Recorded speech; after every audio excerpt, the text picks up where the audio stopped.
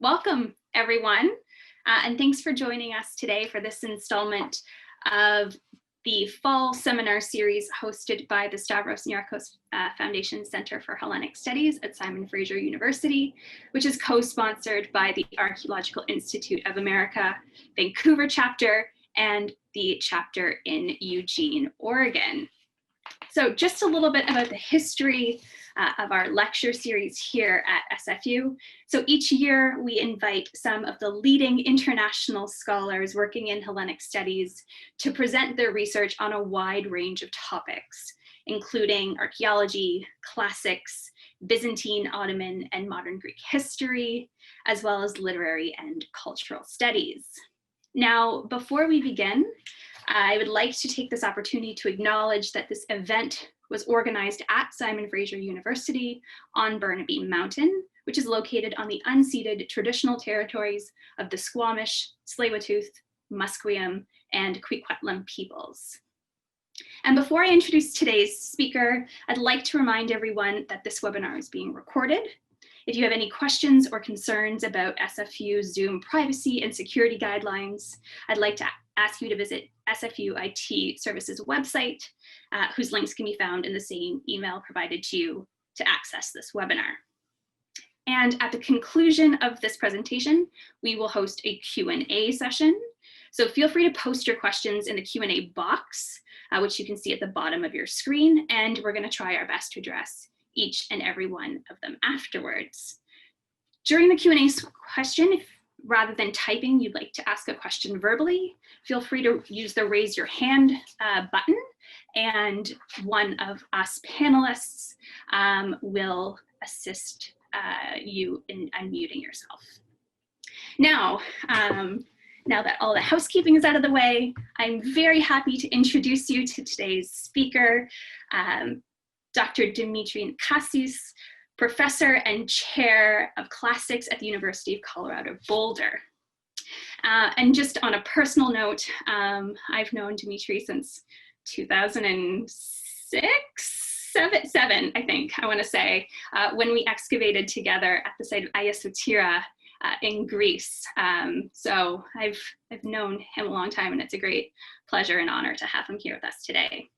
So Professor Nakassis studies the material and textual production of early Greek communities, especially the Mycenaean societies of the late Bronze Age Greece. His book, Individuals and Society in Mycenaean Pylos, developed new methods for investigating individuals, named the administrative linear B text, and argued from this evidence that Mycenaean society was far less hierarchical and much more dynamic than it had been considered in the past. He has published articles and book chapters on Homer and Hesiod, Greek religion and history, archaeological survey, linear A, and the economy, society, and prosopography of the Mycenaean world. He's currently writing a second book, tentatively entitled Mycenaean Histories, which is a polemic against the traditional study of the Mycenaean palaces. Can't wait to use that in my class, by the way. He's co-director with Sarah James and Scott Gallimore of the Western Argolid regional project, a diachronic archaeological survey in southern Greece, and co-director with Kevin Pluta of the Pylos Tablets digital project, which involves the digital documentation of all the administrative documents from the Palace of Nestor at Pylos. And in 2015, he was named a MacArthur Fellow. I hope you enjoy today's presentation. Now please give a warm virtual welcome to Professor Dimitri Nakassis. Thanks so much, Sabrina, for that introduction. Thanks everyone for being here. Let me start my screen share. Okay.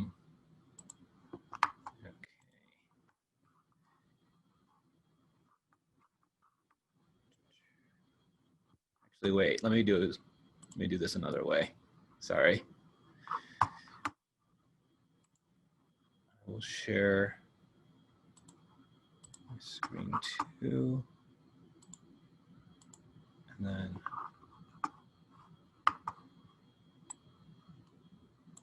yeah. Sorry, well, let me just trying to make sure I got everything up and running.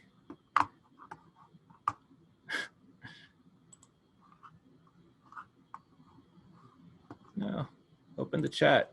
There it is. Okay. So yeah, let me begin by thanking Sabrina Higgins and Kevin Fisher for the kind introduction to speak to you. Originally, this was going to happen in person in March, I think, right before the World Health Organization declared COVID a global pandemic. So at the last minute, I bowed out. I wish that hadn't happened, and I wish that I were in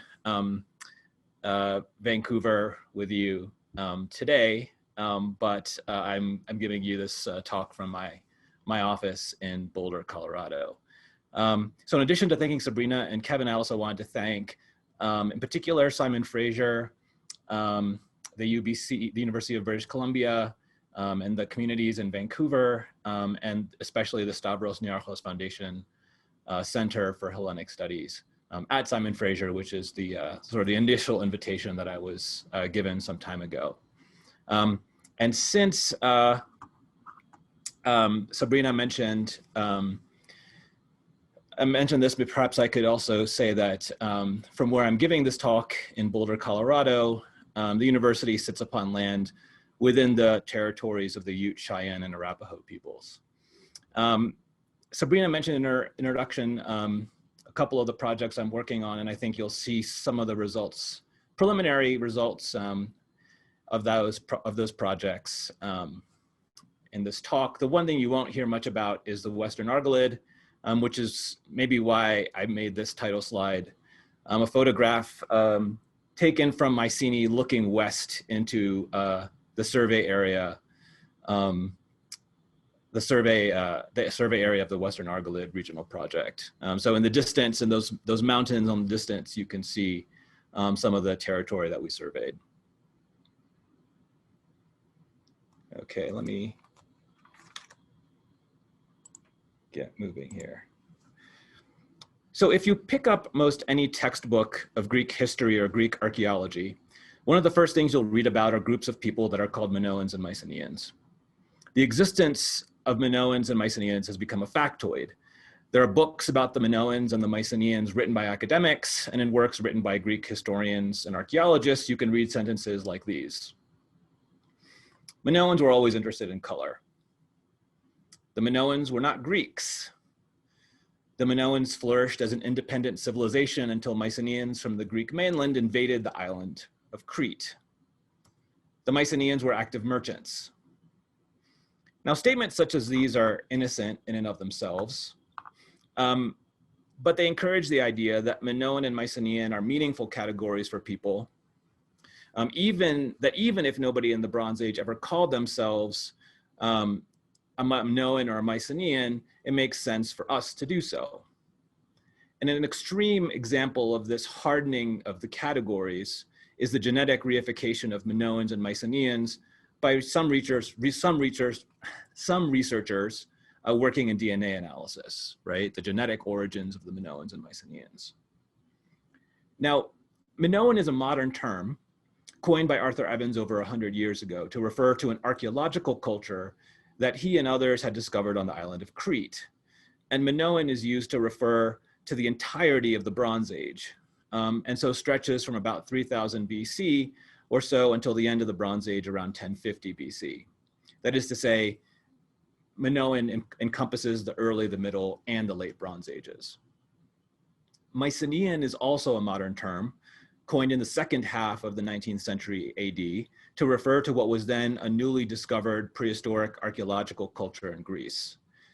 And while it originally had a broad application, that is to say, originally everything prehistoric was called Mycenaean, its use increasingly became limited to the late Bronze Age on the Greek mainland.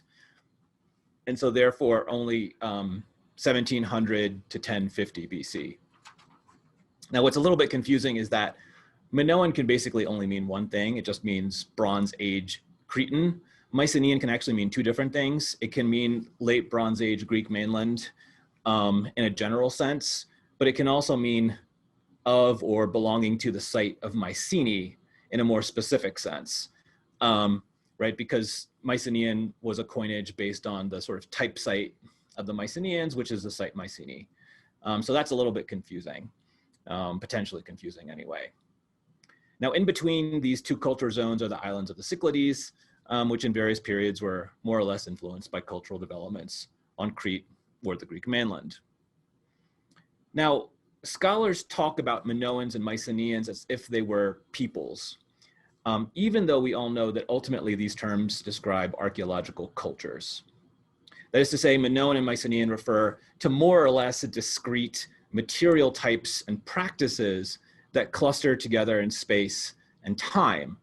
So material types like the pottery you see on the screen here, but also art and architecture and material practices. Effectively then, Minoan and Mycenaean only describe archaeological assemblages and the practices that formed them and nothing else. They don't tell us about ethnicity or identity, nor do they tell us about language or genetics. So you might be thinking, okay, big deal, so what, right? We use shorthands all the time. We need ways to communicate effectively and efficiently, and sometimes we need to simplify a complex reality, even when we know that it's not simple. And I agree with all that. I don't really have an objection to the terms Minoan and Mycenaean when they describe things or when they describe practices, and as long as they're useful, why not use them?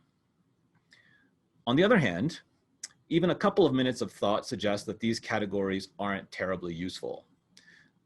Minoan covers almost 2,000 years of history, and Mycenaean covers just over 500 years, right? It's kind of hard to imagine that it makes sense to describe everybody who ever grew up on Crete over 2 millennia as a Minoan. And it's a sentence like Minoans were always interested in color, if it literally means that everyone who was ever born or lived in Bronze Age Crete was interested in color, becomes effectively meaningless, right? And I don't actually know if there are societies that aren't interested in color. That's a separate issue. So this concept of a culture group like Minoan or Mycenaean allowed the prehistorians of Europe to make sense of a complex picture, slotting specific cultures into time and space. And here what you see is V. Gordon Child's chart of Danubian prehistory. So the columns indicate regions and rows indicate chronological periods. Child was really the first to take full advantage of the culture group approach, and his syntheses of European prehistory were the standard textbooks for decades, shaping our understanding of the prehistoric past. Not always, but very often, these culture groups were prized possessions for nationalism and even fascism. In fact, Child got the concept of the culture group from Gustav Kosina, who argued that archaeological cultures were invariably ethnic groups. Kosina tracked artifact types to discover the homelands and origins of specific tribal groups, and material differences were interpreted in racial terms. Kosina's view of European prehistory was incorporated into textbooks for a new historic curriculum when the Nazis came to power in Germany. Now, that's not to say that categories like Minoan or Mycenaean are racist, but we should be careful, right? Because the classifications that we use in archaeology, whether cultural or chronological, are much less innocent than we would like to believe. They aren't simply empirical facts about the world, rather they're theoretical constructions. They're tools that we've created to make sense of a complex reality or to solve a particular problem. And if they're helpful, great. But if they're not so helpful, then we need to find different ideas that will be more helpful, right? We shouldn't throw away old things just for the sake of throwing away old things, but neither should we hold on to old garbage. So in my paper today, I want to argue that thinking in terms of Minoans and Mycenaeans is actually bad for archaeology, and that we need to discard that way of thinking in order to improve our understanding of late Bronze Age communities and their histories. So let's start with a picture of the Mycenaeans that I think is problematic. In his most recent book, the historian Josh Ober writes, during the late Bronze Age, known to historians as the Mycenaean period, Hellas, right, Greece, was divided into approximately 15 small states, Each state consisted of a primary urban area centered on a fortified palace surrounded by a number of secondary settlements. The Mycenaean states of Greece appear to be quite centralized, ruled by kings who controlled considerable military might, notably horse-drawn chariots, and ruled through a fairly elaborate bureaucracy. The economy of a Mycenaean state was directed from the palace, which served as a center of production and distribution of goods. Palace records, inscribed by scribes on clay tablets, tracked the movement of raw materials and other imports into the palace and of locally manufactured goods out of the palace. And what you see here on the right is an aerial photograph of the citadel of Mycenae, which is, I think, the kind of thing Ober has in mind when he's writing this. Now, I think almost all of what Ober has written here is wrong. And I'm not trying to pick on Josh Ober here. He's a Greek historian, he's a good Greek historian, but he's not a specialist in the Bronze Age. And the image that he's painting here is more or less the scholarly mainstream. I really picked this passage because it's concise, because it's recent, and so it illustrates my point nicely. So let's summarize the main points here so that we can keep them in mind as we move forward. 1, Mycenaean culture was homogeneous. 2, it was dominated by palace states. 3, these states were very centralized, monarchical, and bureaucratic. 4, the economy was controlled by the palace. And 5, we know this from palace records inscribed on clay tablets. Now, some pieces of this picture have been in place for a very long time. In fact, the first synthesis of Greek prehistory, produced by the Greek archaeologist Christos Tsuntas, published in Greek in 1893 and quickly translated into English, asserted from the very start the homogeneity of Mycenaean civilization and its strong connection with the Greeks. So in the English translation, Tsuntas and Mana write that the Mycenaean civilization is a distinct and homogeneous civilization with a substantially indigenous and Hellenic character. And the Greek below basically says the same thing. It's not a word-for-word translation, but it says, right, the civilization is totally homogeneous, and the opinion that it has nothing in common with the Hellenic race is not correct. Okay, now Tsuntas's work is really brilliant, and reading his book now, one can't help but be impressed at his ability to sort through and synthesize so much evidence, although the field was really still in its infancy. But we can see here a desire to construct a homogeneous culture group that will serve the nation. Greece already had a history that was hardly a problem, of course, since the very formation of the modern Greek state earlier in the 19th century was premised on its connection with classical antiquity. What it lacked was a deep prehistory, and the Mycenaeans provided that, as they still do. Now, one of Ober's points focused on palace records inscribed on clay tablets. These were unknown when Tsuntas wrote his synthesis, and so he could only speculate about whether Mycenaean civilization was literate. He actually thought that they didn't need writing. But excavations on Crete and the Greek mainland started yielding clay tablets written in a script known as Linear B. And attempts to decipher this script failed until Michael Ventris, an English architect who worked on Linear B in his spare time, announced on the BBC radio on July 1st, 1952, that he had deciphered the script and that it was used to write an early form of the Greek language. Ventris tragically died in a car crash in 1956, but his decipherment spawned a new area in Mycenaean studies that continues to this day, the study of Linear B. Notice that the decipherment of Linear B proved Tsuntas right, sort of. If you accept his premise that Mycenaean civilization is distinct and homogeneous in archaeological terms, and if you accept Cosina and Child's assumption that archaeological cultures equal cultural groups, then if we find Linear B tablets and Mycenaean pottery together, then Mycenaeans were Greek speakers, or at least Greek writers. And maybe we could just simplify things and just call them Greeks. And that's exactly what many scholars at the time believed. So here's Alan Weiss, the professor of classical archaeology at the University of Cambridge, describing the importance of the decipherment in 1956. The importance of Mr. Ventris's decipherment can hardly be overestimated, for it inaugurates a new phase in our study of the beginnings of classical Hellas. We must recognize the Mycenaean culture as Greek and as one of the first stages in the advance of the Hellenes towards the brilliance of their later amazing achievements. In culture and history and in language, we must regard prehistoric and historic Greece as one indivisible whole. For waste then, the Mycenaeans were Greeks, and the world of Odysseus was in some form or another the Mycenaean world. He wrote this in a preface to a companion to Homer. That is, the world described in Homer was the late Bronze Age. So for example, the Iliad provides us with an elaborate description of a leather helmet covered in the tusks of boars, accompanied by a long history of theft and gift giving. Examples of this artifact and artistic representations of it are found in the Aegean in the Middle and Late Bronze Ages, like this example you see on your right, but not later. So connections such as these were used as evidence that the poems of Homer were set in the Bronze Age.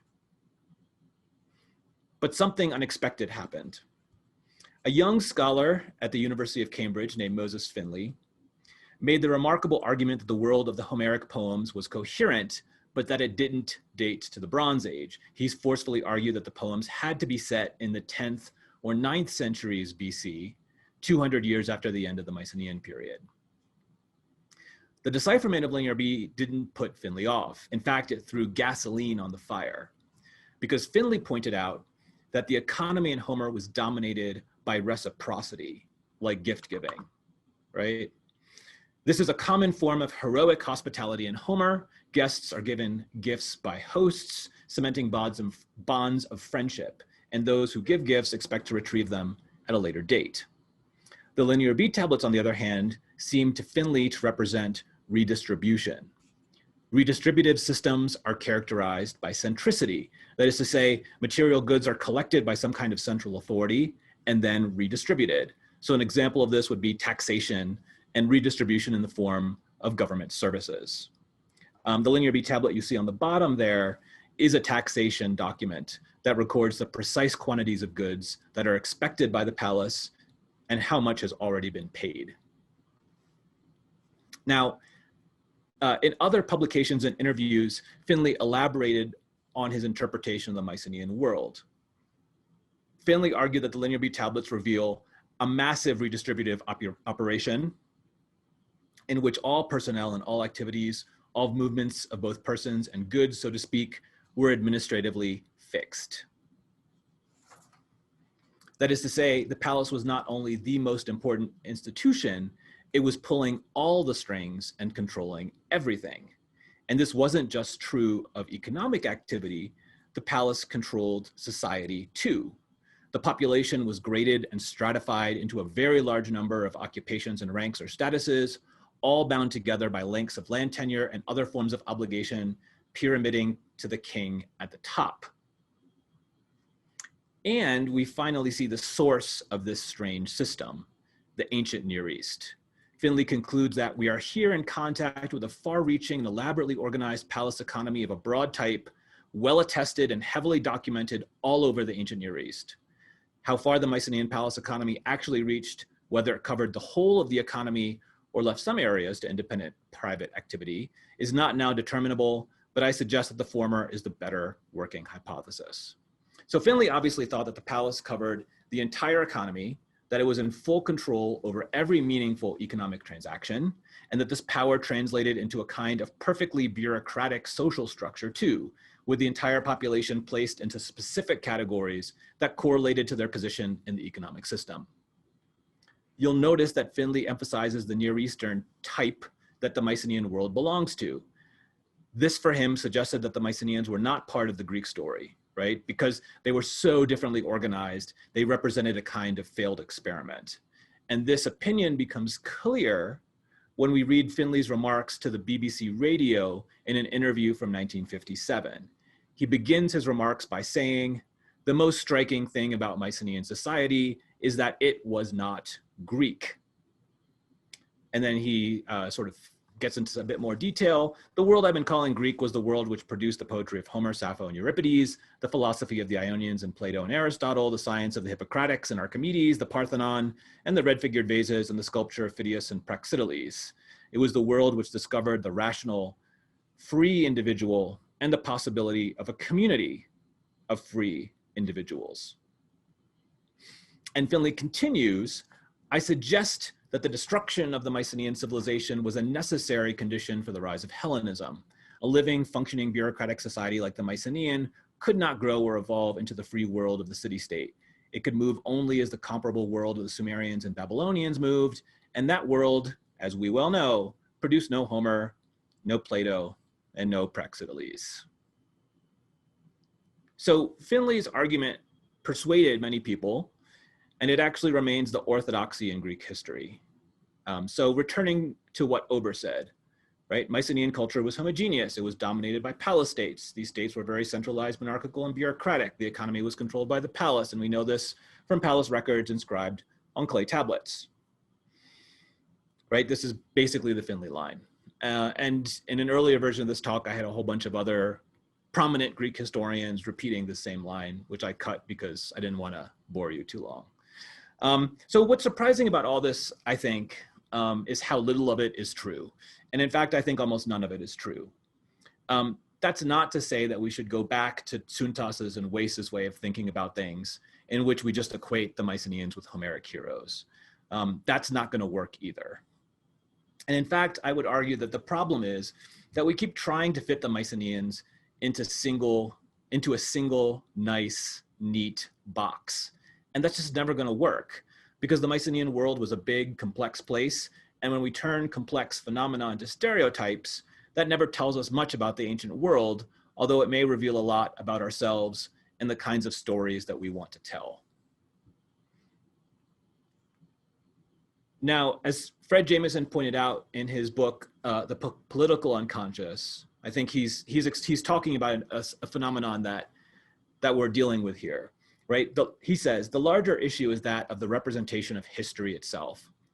There is, in other words, a synchronic version of the problem, that of the status of an individual period in which everything becomes so seamlessly interrelated that we confront either a total system or an idealistic concept of a period. And there's a diachronic one in which history is seen in some linear way as a succession of such periods, stages, or moments.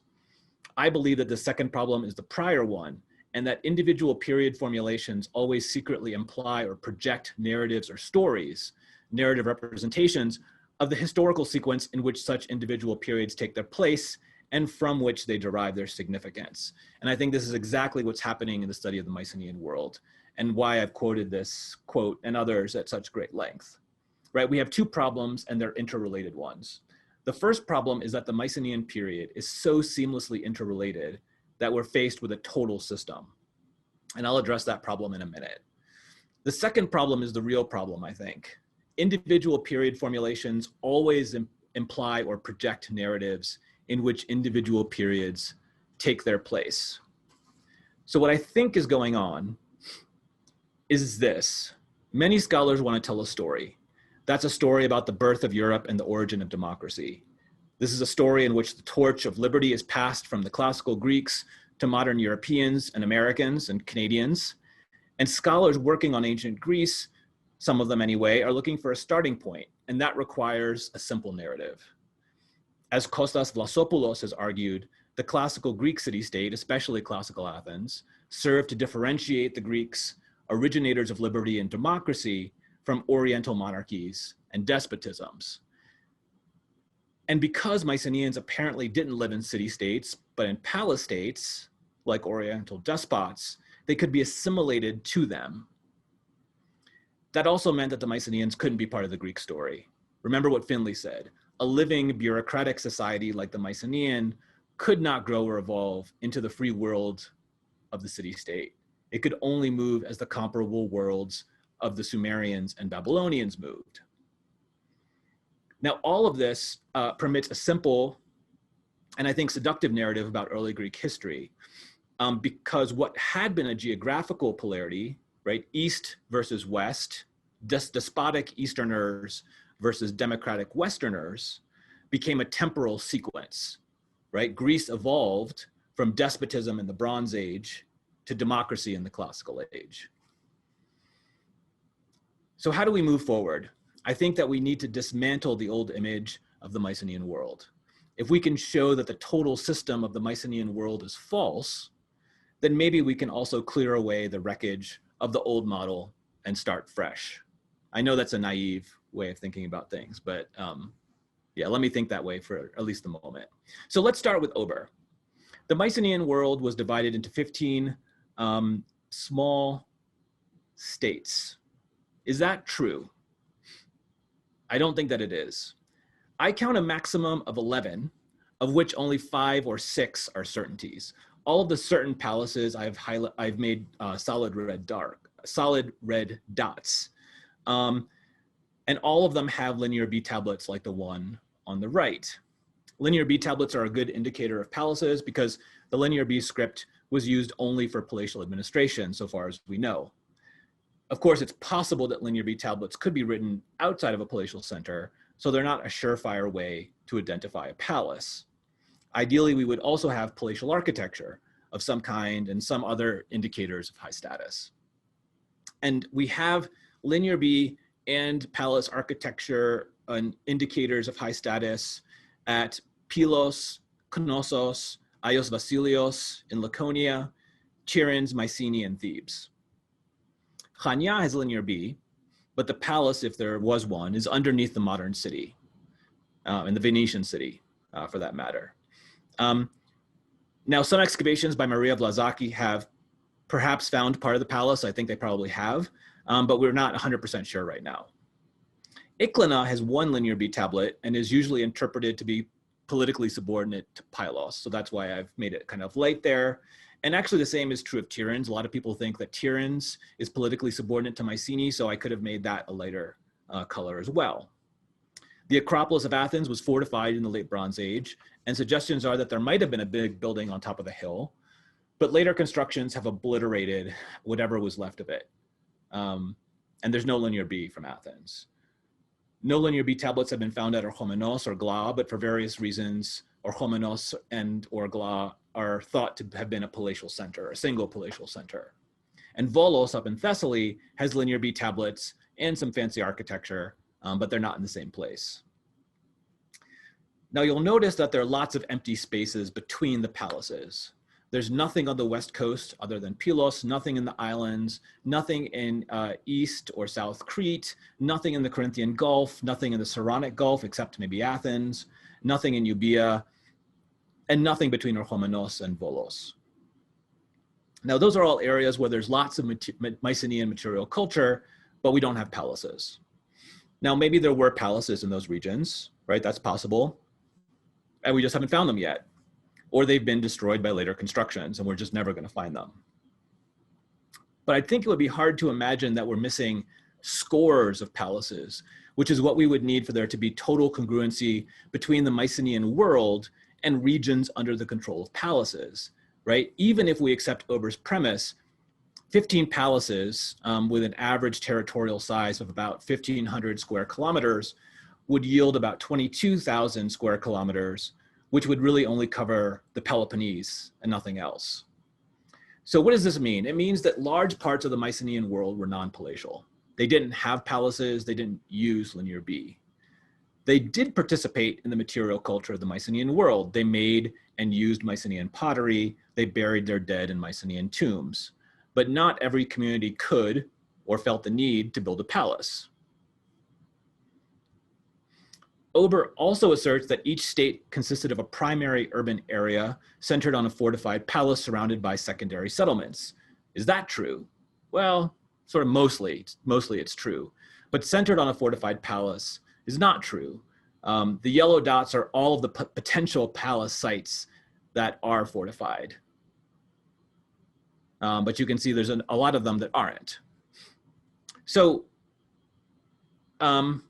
Mycenaean Greece wasn't divided into 15 states. Each state wasn't centered on a fortified palace. Some of them were. We can see, just going on the evidence that everybody agrees on, that the Mycenaean world was much more diverse than Ober portrays it as. Now, why would he make it more homogeneous than it was, right? Why would he simplify it so much? I think it has to do with what Fred Jameson said in The Political Unconscious. Everything becomes so seamlessly interrelated that we confront either a total system or an idealistic concept of a period, right? We flatten the Mycenaean world to make it simple so that we can tell a simple story. The last part of Ober's statement asserts that Mycenaean states were centralized, with powerful kings and elaborate bureaucracies that directed the economy of that state through written palace records. Now here, Ober is representing the view that developed out of Finley's interpretation that Linear B revealed a massive redistributive operation. That was the standard view until the 1990s, when a series of developments radically changed our view about how the Mycenaean palaces worked. First, Finley's idea of a powerful redistributive state economy was based on analogy with what was then understood about how ancient Near Eastern states worked. But our understanding changed. Actually, Near Eastern states were more complex than Finley knew, with a flourishing private sector and an entrepreneurial urban elite. Now, that doesn't mean that Finley is wrong about the Mycenaean economy and the Mycenaean state, but it removes one analogical support for his argument.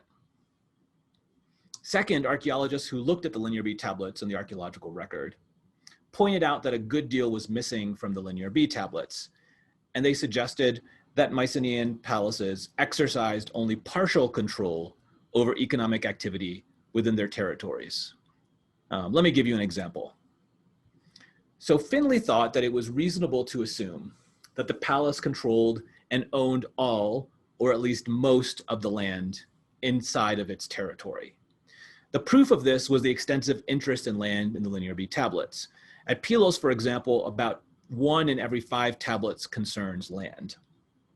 And it's reasonable to hypothesize that the land described in these tablets was controlled by the palace, right? Because why else would they be recording it if they didn't control it in some way? Except that it's clear that the land recorded in Linear B is mostly not owned or controlled by the palaces. So tablets like this one tell us explicitly that Thalamatas, that's a man's name, has a benefit, that is to say he has access and use of land from the damos. What you see at the end there is wheat, 86.4 liters. That's how scribes record the size of the plot. It's the quantity of seed grain required to sow the plot of land. Now the Linear B word damos is the same as the classical word demos. So in classical Greek literature, it can mean a district or a country, the people who lived in that district or country, the common people, or even the citizenry, right? It's where we get the word democracy. Now in the Linear B tablets, the damos appears as an institution concerned with agricultural land and agricultural produce. There's some good evidence that individual communities were called damoi, both in a technical administrative sense, but also in a regular kind of everyday sense. The longest sentence in Linear B also involves the damos making a legal argument. So this entry tells us the following. Eritha, that's her name, the priestess has and claims to have a true benefit for the god. But the damos says that she has a benefit of kekemena plots, so much seed, 374.4 liters. So here we have a dispute between a priestess named Eritha and the damos. They both agree that she has access to the land, right? Legal access to the land. But they disagree about what the legal status of her access is. Eritha claims to have a special kind of access, a true benefit, I've translated it, which she holds for the god. But the damos disagrees and claims that her access isn't special. This word kekemena, no one really knows what it means, but it's a pretty common type of landholding in this set of tablets. So it appears that damos is arguing, no, you don't have this special true benefit, you've got kind of regular kekemena plots. Now, what this text reinforces that it's not the palace that administers this land, it's the damos. The damos is the one engaged in an argument with Eritha, right? Now, the fact that the scribe is writing the entry in this way suggests that the dispute has not been resolved, because if it had been resolved, the scribe would have just written the final decision, I think. And this is especially true because this tablet, the entries on this tablet are compiled from another set of texts. So this is not the first time that this dispute has actually been recorded. We have another version of the dispute written by a different scribe. Most of the details are exactly the same. There's some differences, but so it looks like this has this is an argument that hasn't been resolved.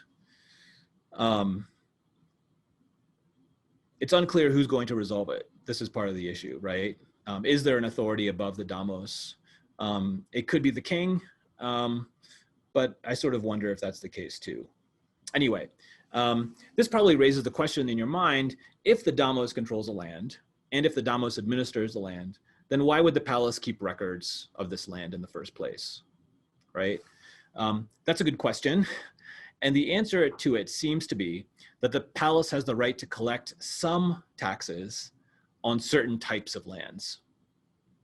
So whenever such taxes are recorded, they are always in a religious context. Like this tablet, which records that a man named Electruon makes payments to Poseidon and other officials who are apparently religious officials, right? So you see Electruon, payments to Poseidon, 220.8 liters of wheat, and so on. So these lands don't reflect palatial control, they reflect palatial interest.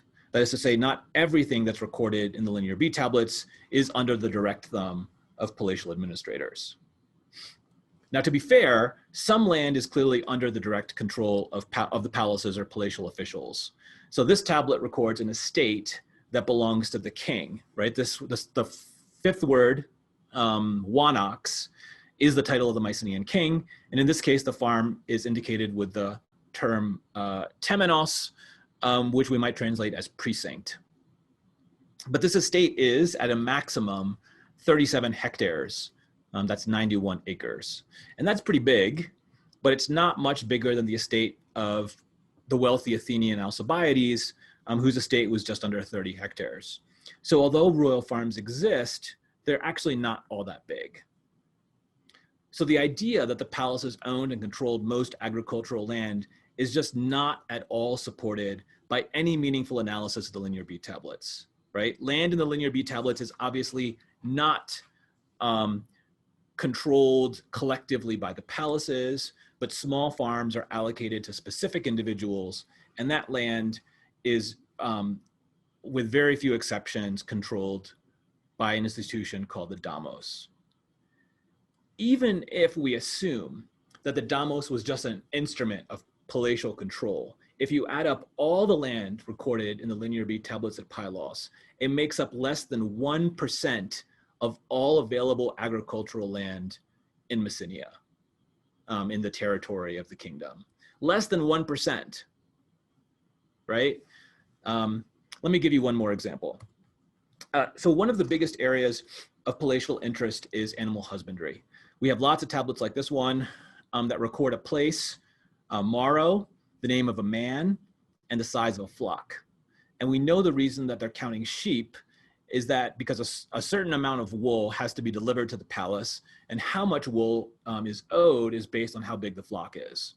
So for a long time, scholars assumed that all these sheep belonged to the palace, and the men who tended them were basically scrubs, low-status shepherds. Paul Halstead, who you see here, looked at these records and made a couple of really important observations. The first observation he made was that shepherds were moving animals in and out of flocks. This suggested to Halstead that the palace didn't care all that much about the composition of the flock. It really cared about the number of animals because it cared about how much wool those animals could produce. And this probably meant that shepherds who were responsible for keeping flocks were also responsible for keeping them up to full strength.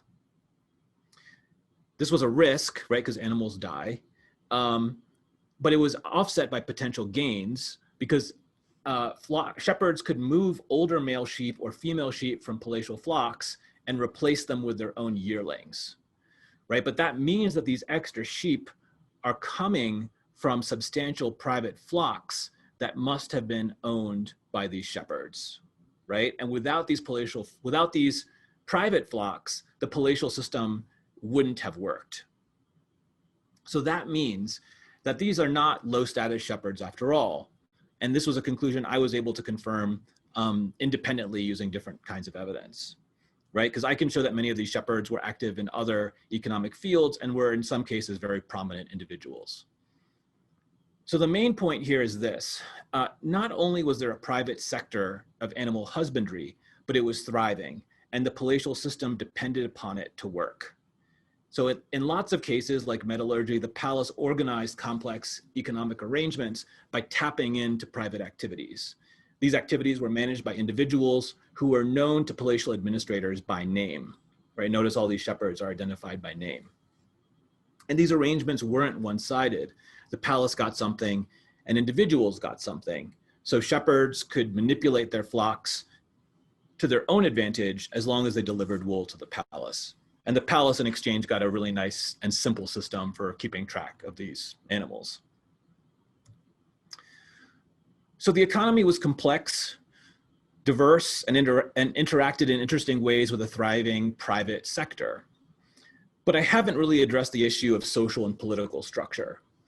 As I mentioned, one of the features that Greek historians find odd about the Mycenaeans is their strictly hierarchical system under an all-powerful hereditary monarch. Those are the words of Edith Hall. So you can see here on the left a reconstruction, a watercolor by Piet de Jong of the throne room at Pylos, right, indicating the sort of pomp and circumstance of Mycenaean kings, and on the right, the sprawling remains of the citadel at Mycenae, right, indicating the power of Mycenaean kings. Let me talk about this in kind of reverse order. Yes, Mycenaean palaces were ruled by a monarch, right? We already met this monarch, the Wanaks. Was this monarch hereditary? We actually have no idea. And was he all powerful? I mean, probably not. I don't really know what all powerful means in this context, but we can talk a little bit about the powers of the Wanaks, right? How powerful was he? One argument for him being very powerful is the idea that the king operates at the head of a complex and powerful palatial economy, right? As Ober says here, ruled through a fairly elaborate bureaucracy.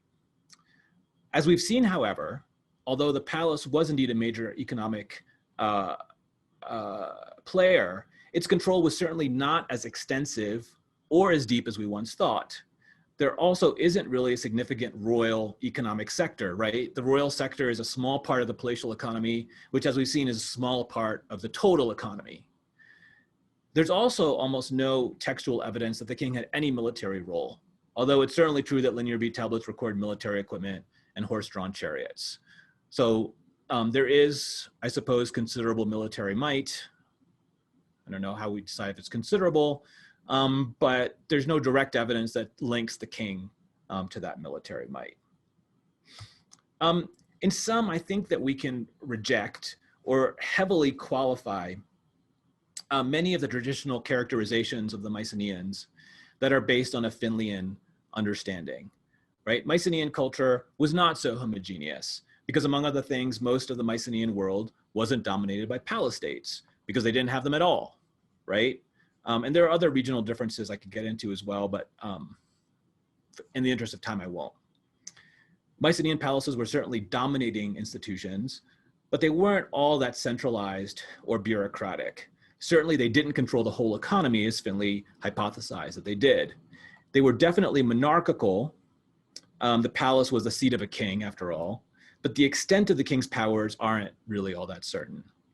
And kingships can take many forms, of course, and just because Mycenaeans had kings, we don't have to assume that they were super powerful, much less all powerful.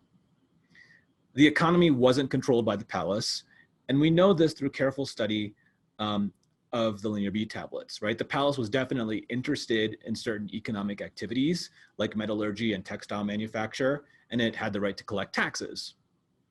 But its control over the total economy was pretty small, maybe about 10%, although I suspect a lower number still.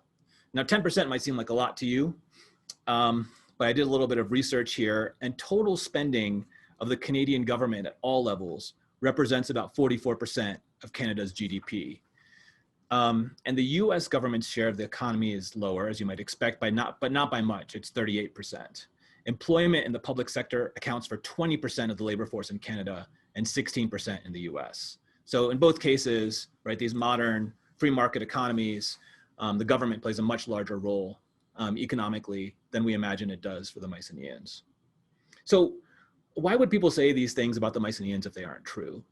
I really do think that the root cause is the impulse to turn this archaeological culture into a homogeneous people, right? Almost everyone feels the need to simplify and stereotype the Mycenaeans, to turn them, in Jameson's words, into a total system.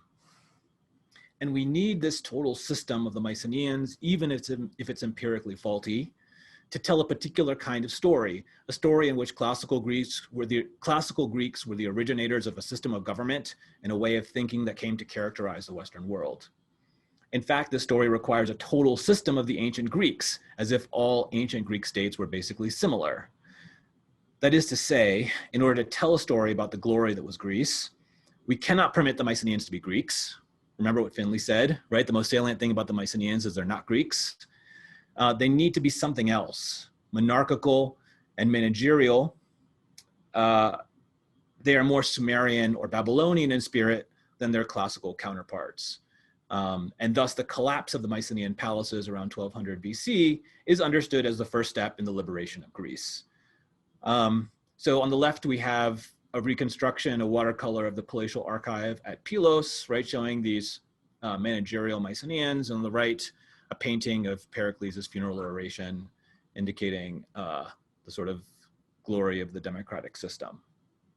But we've already seen that the image on the left of the Mycenaeans is at best partial. At worst, it's a massive misrepresentation of how the Mycenaean world worked. You know, the fact is that we can only go so far in our understanding of the Mycenaean world just by looking at the palaces. We now know that Finley was wrong to think that the palaces controlled society and economy. On the contrary, in fact, right? We know that the palaces could only work if they could tap into pre-existing social and economic arrangements that were outside of their control. So even if all we care about is the palaces, to understand how they work, we need to figure out what's going on outside of the palaces. But the Mycenaean world was a big, complex place. Places like Tejos Dimeon here in Achaia participated in many Mycenaean practices, but without a palace, apparently. There was no single Mycenaean way of doing things, just as there was no single Greek way of doing things. And we need to let go of the idea that there was. Thanks very much.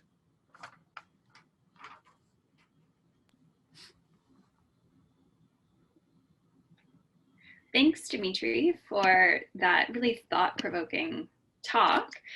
We've got one person who's already posted in the Q&A, so I'll get to that one, but just a reminder that all of our audience members can either post their questions in the Q&A section or use the raise your hand function at the bottom, and I will unmute you to ask your question.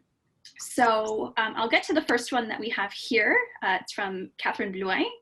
So she says, thanks for an amazingly thought-provoking and necessary talk. The land tenure info and fiscal practices you've discussed seem to me reminiscent to what was going on in Egypt at the same time.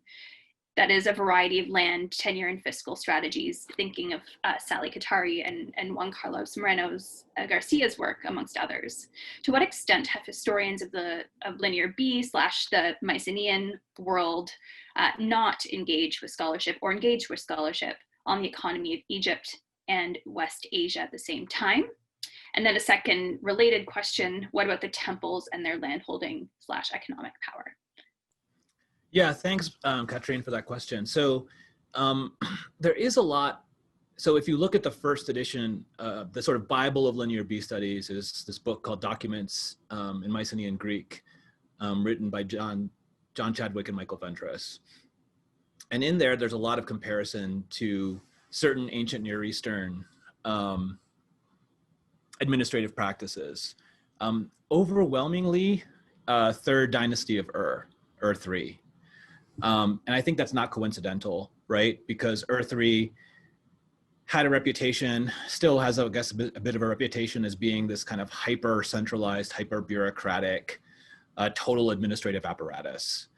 And it was really with Ur 3 that early Mycenologists made comparisons. So those aren't contemporary exactly, right? Ur 3 is quite a bit older.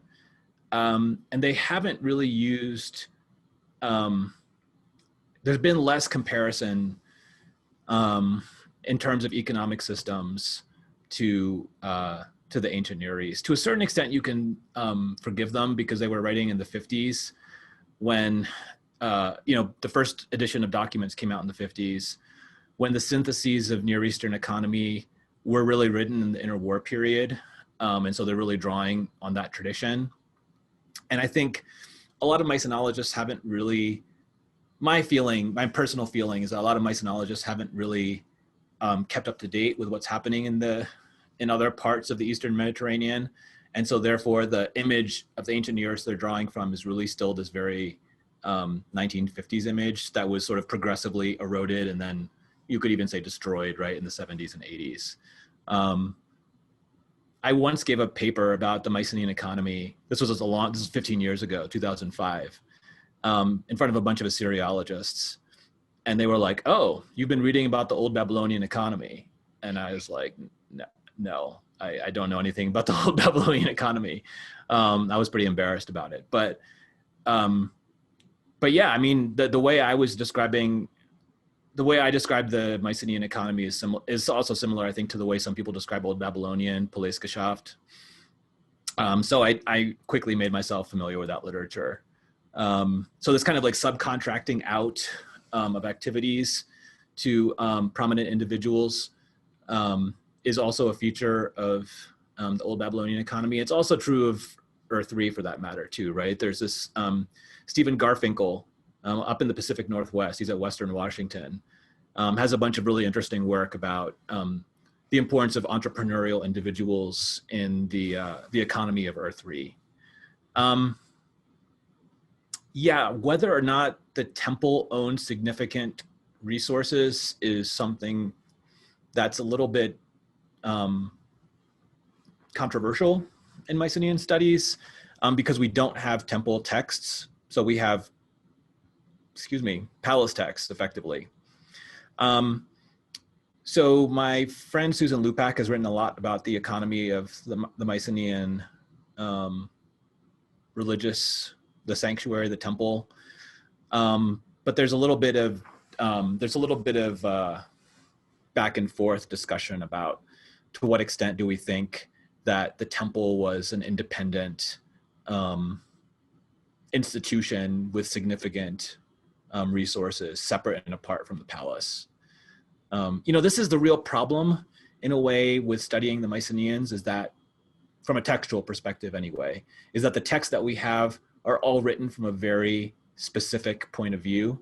And what we would like to have are texts written from multiple points of view, right? Which is what the advantage of working in cuneiform Assyriological cultures, right? Is that we often have texts written from the point of view of different institutions and private individuals as well.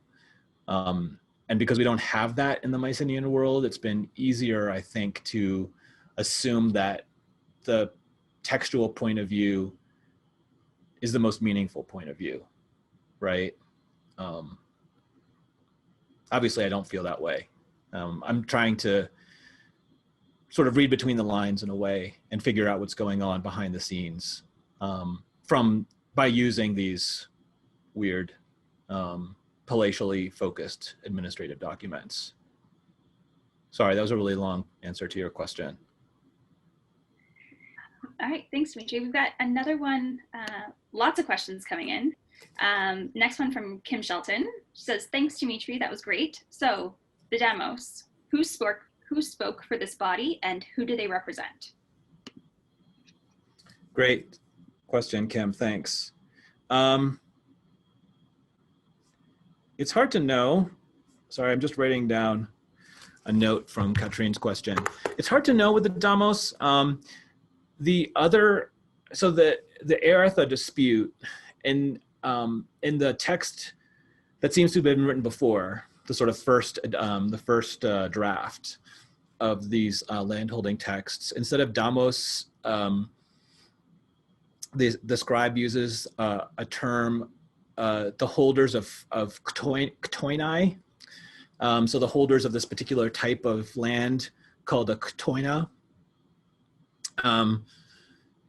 So it looks like there's some kind of relationship between the holders of a ktoina and the Damos. So maybe the holders of the ktoina are like some kind of executive board of the Damos, or something like that. We know the names of a lot of these people, of the holders of a ktoina. So in my book, I have like somewhere in there, or my dissertation somewhere in there, I've got a list of all the guys whom we know are holders of a ktoina. That doesn't really get us very far, does it? They're landholders, right?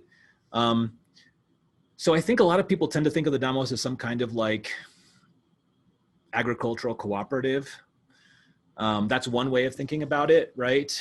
That's probably a view that's influenced by people who have some kind of, experience of the Greek countryside, right? These agricultural cooperatives. But the other thing is that there are cases where it looks like Damos is used for communities under palatial rule. So, there's an official called the Damokoros, which should mean something like he who nourishes the Damos. And then there are these people who are in charge of fattening pigs, who are the people in charge of the Damos. And then you have a list of all of the, these are Pelian texts. There are lists of all the toponyms, the administrative districts in the kingdom. So yeah, there's some indication, right, that like Damos was a word that could be used to talk about individual communities. The Damos contributes to some feasting tablets. So yeah, it's hard to say anything about its internal organization other than that in this one text, instead of writing Damos, you can write ktoina holders. But how significant that is hard to say, right? I mean, and the other thing I should say is that just because it worked this way at Pylos doesn't mean it had to work this way at Mycenae, right?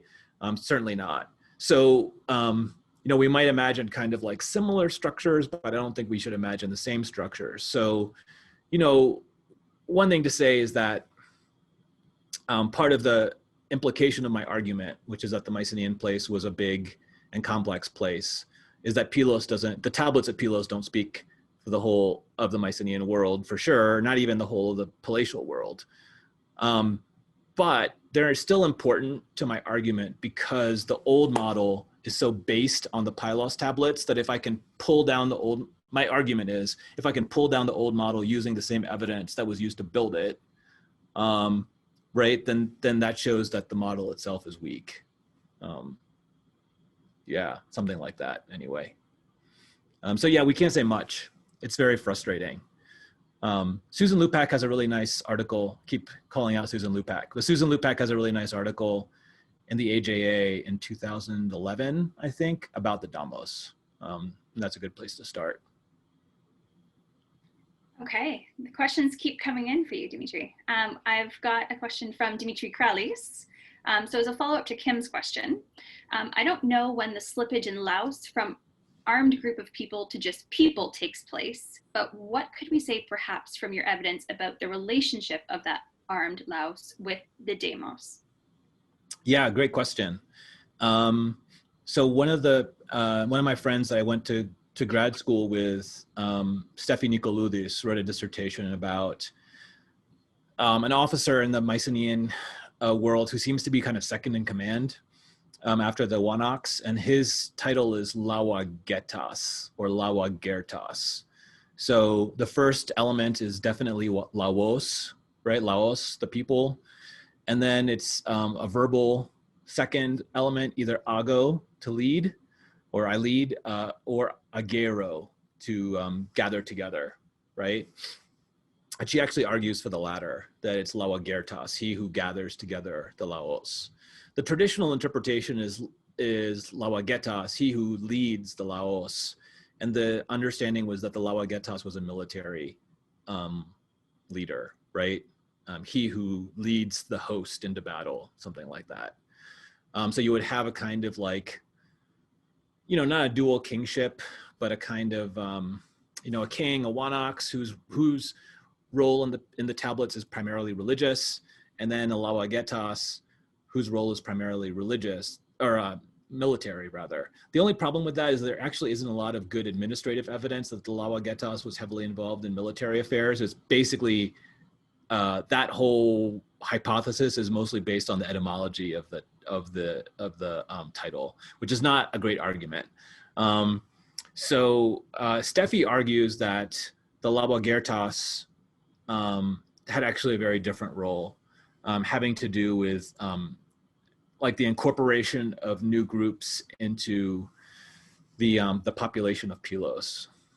So we have a bunch of texts that talk about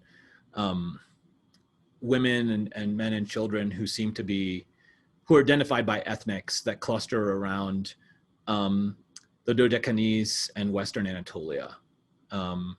So they're like Milesians and people like that in the tablets.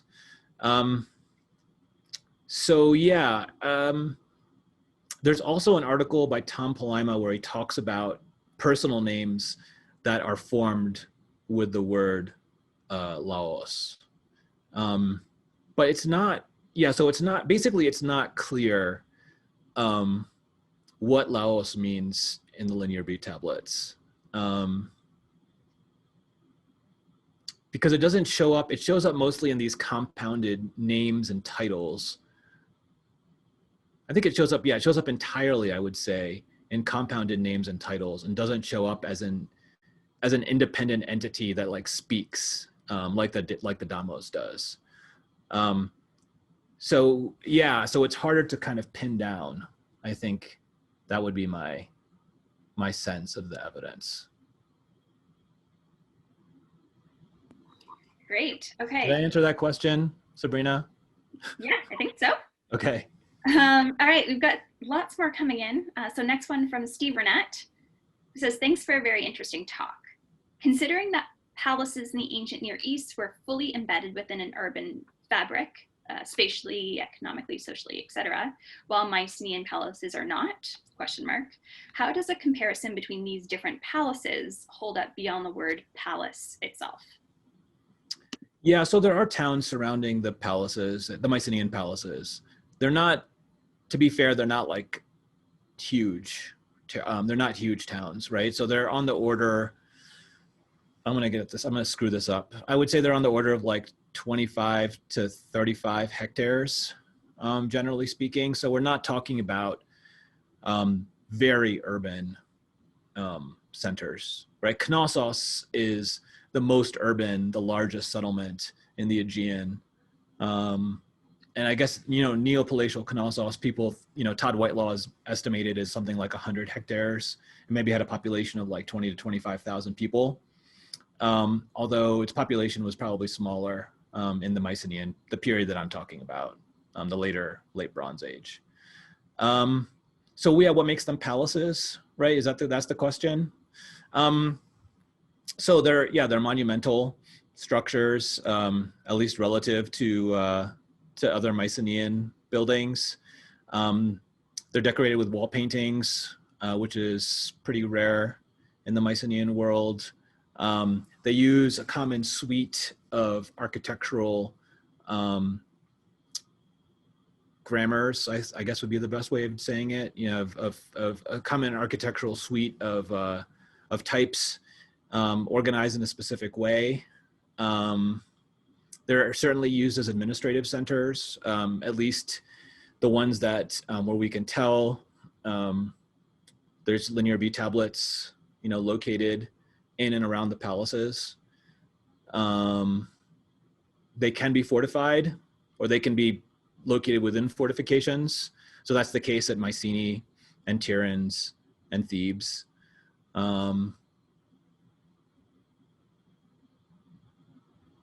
What else? They can make use of sort of elite architectural techniques like ashlar masonry, depending on the period and the place. And yeah, I think that's most of it. So yeah, in some ways they have a better, their palace is a problematic term that's used often in the Aegean, and it's also often criticized. I don't really know that there's a better term for them. I have a friend, Guy Sanders, who's like, we should call them anactera, right? Because they're like from Wanox or something. And I was like, okay, sure, we can call them anactera if you prefer. I don't know that it really helps things,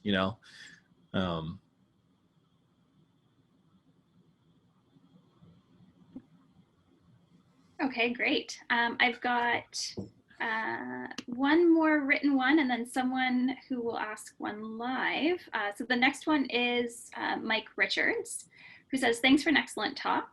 Your focus was mainly on Mycenaeans and their link to classical Greece, and specifically how historians and archaeologists have argued they actually weren't linked. Do you see the same thing with the Minoans and how people link them to classical Greece, i.e. no link, or were they more considered to be Greek and ancestral to classical Greeks? I'm thinking of older, perhaps cliched interpretations of Minoan society as a more open, free, non-militarized society compared to the Mycenaeans, and that society might seem closer, especially through the lens of 1950s England, to classical Greeks. Yeah, great question. Yeah, Minoans are an interesting case, right? Both within a Greek context, because Crete has a different, Crete has a different place in sort of the modern, it joined Greece later. Cretans have a strong sense of like Cretan identity that the Minoan, prehistory allows an expression of. One thing that seems clear, well, it's hard to say, right? But the decipherment of Linear B meant that some Mycenaeans anyway spoke Greek, right? I think we have to allow for a multilingual situation, but they're writing in Greek anyway, and the people who show up in Linear B tablets have names that make sense in Greek, and so it seems reasonable to say that they were, at least many Mycenaeans were Greek speakers. Minoans, on the other hand, or the palaces of Minoan Crete in the middle and early late Bronze Age used writing systems that haven't been deciphered, but have a kind of genetic relationship to Linear B. That is to say, the signs of Linear B were developed out of the signs of Linear A, this Neopalatial script. And Linear A has not been deciphered. And so the common sort of scholarly orthodoxy is that Minoans were not Greek speakers, that they spoke some other language, which was expressed in Linear A, and which we can't read. So that's why I had that quote at the very beginning, Minoans were not Greeks, right? That comes from this idea that the Minoans were not Greek speakers. So the Minoans are in a little bit of an odd situation in that they're clearly important, influential, right? Mycenaean culture is stimulated by contact with Minoan Crete, right? It's a kind of hybrid that's strongly influenced by Cretan material culture. So the Minoans are obviously like, I guess if you were going to write some kind of, and this is actually something I want to do a bit more of, is looking at Greek history textbooks, like high school textbooks. But I think if you were going to do a kind of genealogy, the Minoans would be kind of like ancestral to the Mycenaeans in some ways, right? But they're also kind of other. They can both be presented as the first European civilization. So you see that a lot, right? The Minoans are the first European civilization, which, you know, on purely geographical terms, I suppose is true, right?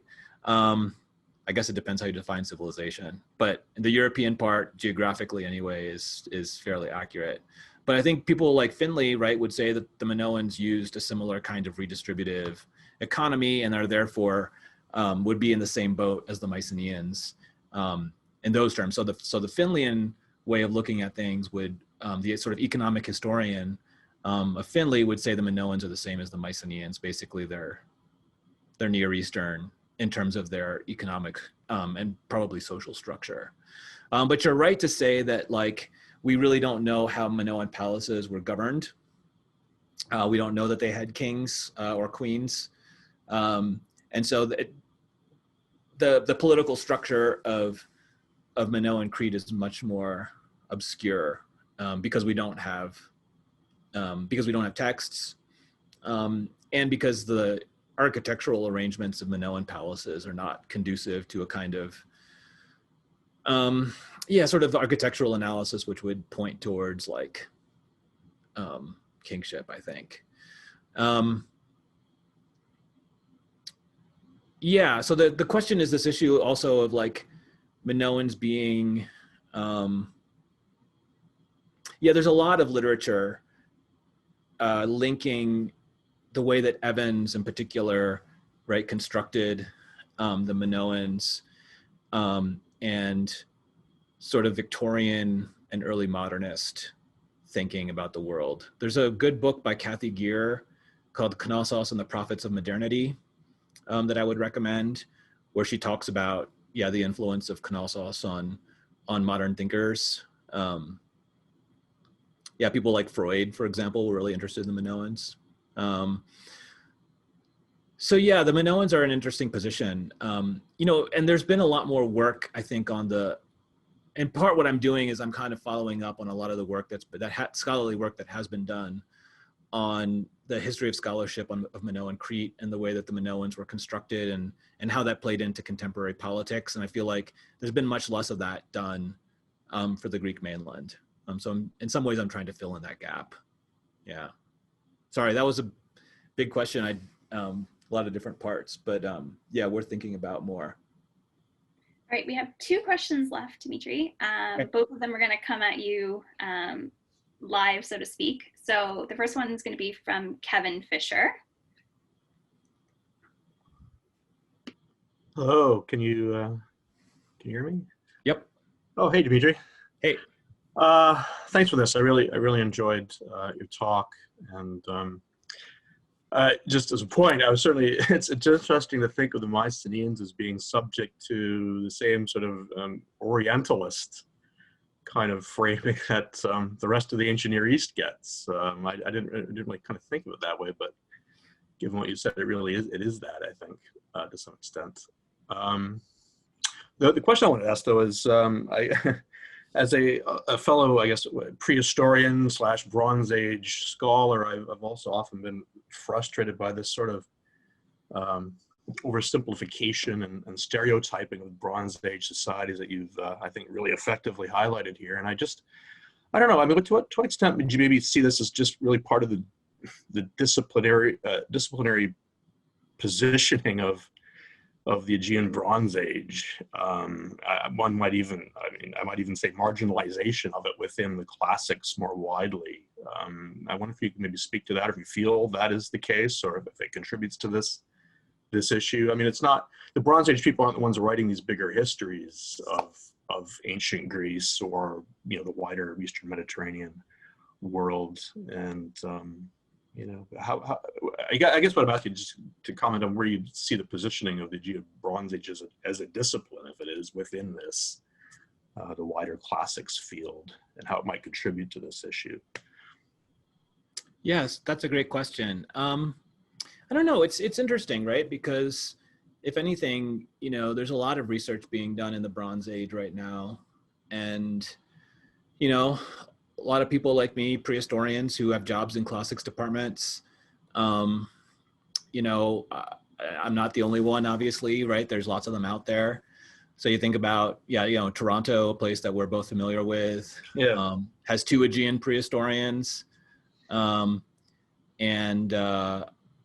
places like UCLA or Cincinnati. Well, I guess there's kind of a long-standing tradition at Cincinnati, and other places, right? Bryn Mawr for a long time. So yeah, I don't know. It's interesting to me that, I don't think of it as being marginal in terms of the practice of classics, of classical archaeology. I heard a funny story that, back in the 70s, apparently it was really hard to get a paper accepted on any kind of Bronze Age topic at the AIA, because the program committee was like controlled by sort of classical, sort of hardcore classical archaeologists and art historians. And that's like really changed, right? You look at the program of the AIA normally, and it's like packed full of people working on Bronze Age topics. I do think that a certain amount of what's happening here is like kind of a fight over Homer, So like Linear B is deciphered, and Alan Weiss and people like Weiss and Blagan are like, yes, right? Now, like if you want to understand Homer, you have to come to us, right? Because like we own the Bronze Age, now we own Homer, and like Homer's like the beginning of Greek literature, and like we got him. And then you have this kind of like counter revolution, people like Finley being like, nope, you guys don't have Homer. Homer has nothing to do with you, right? He's an Iron Age poet, and therefore you really don't have anything to tell us about Homer. And then so that cuts the Bronze Age out of this kind of like stream, right? That begins with Homer and Hesiod and flows into sort of mainstream classics. So it's kind of interesting that even as Finley's ideas gain traction, through people like Anthony Snodgrass and who's the guy who was professor of history, Chester Starr at Michigan. He was professor of history at Michigan. Even as those ideas gained traction, the Aegean Bronze Age was actually gathering steam as an important subdiscipline in Greek archaeology. So I don't really know how to like connect those dots. There's something, I do think that a lot of people, like me, when I was a student, I felt like there was a kind of disconnect between what I wanted to do in terms of my research and the training I was expected to undergo as a classicist, right? And I think a lot of archaeologists feel that way, and especially a lot of prehistorians feel that way. Like I study the Minoans, like why do I need to learn Latin, right? Classics. So and in some ways the reason that the Aegean Bronze Age is in classics departments is because of Schliemann and Homer, right? And all that stuff, right? The discovery of the Bronze Age had to do with, trying to find archaeological evidence of Homer. And on balance, I would say that's been good for the Aegean Bronze Age. But there are also problems with it, right? The extent to which that texts have driven the study of the Bronze Age is maybe something we wouldn't be so happy about. Yeah, it's a double-edged sword, I guess, isn't it? Thank you for that. That's good. Yeah, thanks for the question. All right, we have one last question, and that's going to be from Sergio Basso.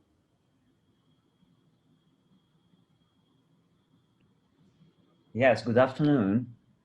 Thank you, Professor, for the riveting lecture. You focused on Mycenaeans in Greece. Could you spend some words on Mycenaean out of Greece? We have many sources, both archaeological and epigraphic, on Mycenaean economy in Sardinia, for example. In the Near East, it seems that in the Peloponnesus, Mycenaeans set up a certain type of economy, like exploitation of agriculture, of ovine cattle, whereas the same people, the same culture, in different landscapes, develop different not palatial economies, like exploitation of obsidian ores in Sardinia, trade in Urartu and in Amurru, And we're speaking of private investors, state supported maybe, but it wasn't a state-run monopoly. So paradoxically, the evidence out of Greece contributes to shake the paradigm of Mycenaeans in Greece.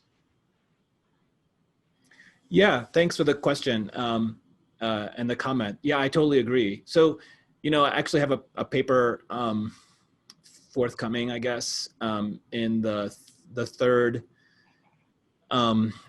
Periphery of the Mycenaean World colloquium, in which I make this very point that that actually the sort of non-palatial regions of the Mycenaean world have more to tell us about the core. I don't really think that these are useful terms, but for the purposes of answering this question, I'll use them. So that the peripheries actually have more to tell us about the core than the core has to tell us about the peripheries, right? Because if we want to understand, so for example, if we want to understand palatial exploitation of textile manufacture, we can look in the text, like we can look in Linear B text, and we can see that palaces acquire textiles in a variety of ways, right? They can purchase them from independent producers. We seem to have texts that refer to that. They can tax textiles from communities within their territory, or they can put people to work to produce textiles, so a kind of direct production. But to go beyond that, right? If we want to understand how palatial systems interface with non-palatial or parapalatial systems of production, it's often the case actually that we don't have great evidence for textile production within territories that were controlled by palaces, right? This is something, there's a recent article about this where they complain about it. I mean, we actually have much better evidence for archaeological evidence for what textile production looks like in places like Troy, right? So in those kinds of scenarios, I think it's better to use the kind of, without oversimplifying and without flattening variation, it makes more sense to think about what are the kinds of systems of production that exist in these communities, to kind of sketch a history of, say, textile production, right? Across time and space, right? And then use that to inform our understanding of what's happening in the palaces. So yeah, I agree that it's a mistake to, we need to understand what's happening all over the place. And it's also true, right? In the core of the Mycenaean world, like in the Peloponnese, there are regions that don't seem to be palatial, right? So Arcadia being a good example, right? And actually, if you look at, there's a recent dissertation and book written about Mycenaean Arcadia, and the practices that are attested in Mycenaean Arcadia are, Mycenaean, but there are weird regional variations, right? And so that's what's interesting in a way, is that if you use the word Mycenaean, it gives you a very generic expectation of what you're going to find, but it doesn't give you a specific recipe of what you're going to find, right? And so that's what's interesting to me, is that, the term Mycenaean kind of makes sense at 10,000 feet, but the closer and closer you get to the ground, the less useful it becomes, because it actually doesn't tell you very much. It doesn't tell you very much when you get to like individual communities or even individual regions. The level of variation is such that, that the term Mycenaean doesn't actually mean very much. So yeah, I guess then the question would be like, where do we draw the line, right? Like Sardinia, that gives me a little bit of pause, right? Just because, I mean, I don't know as much as I ought to about, Mycenaeans west of mainland Greece, but I know there's quite a bit of argument about to what extent the material culture in places like the Italian peninsula represents like significant, yeah, to what extent we're talking about dribs and drabs of material, and to what extent we're talking about something else. So yeah, however else we would describe it. But overall, yeah, I totally agree, right? That we need to diversify the study in some ways and get away from the palaces. Okay. Thank you very much. Sure. Great. Well, thank you everyone for all of your insightful questions, and to Dimitri, thank you for this incredible lecture. We really appreciate you coming to us virtually today to deliver such a wonderful talk. And hopefully we'll get you out here to Vancouver one day soon for another lecture, especially with your upcoming book. I'm really excited about that. Yeah, don't hold your breath. I know the feeling. I'm in the same process.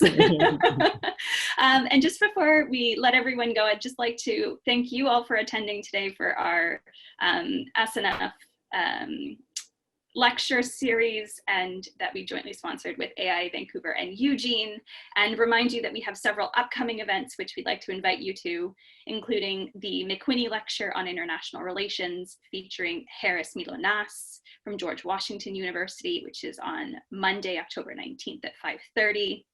A film screening of Searching for Andreas, Political Leaderships in the Times of Crisis, again featuring Harris Milonas, which is Wednesday, October 21st at 5:30, and our next collaboration with AIA Vancouver and Eugene, which is Mapping the Margins, Introducing the Central Achaia Theotis Survey, featuring Marguerite Hegsma from the University of Alberta on Friday, October 30th at 2:30, and feel free to sign up for our mailing list at the SNF Center for Hellenic Studies at SFU to get access to all of those events.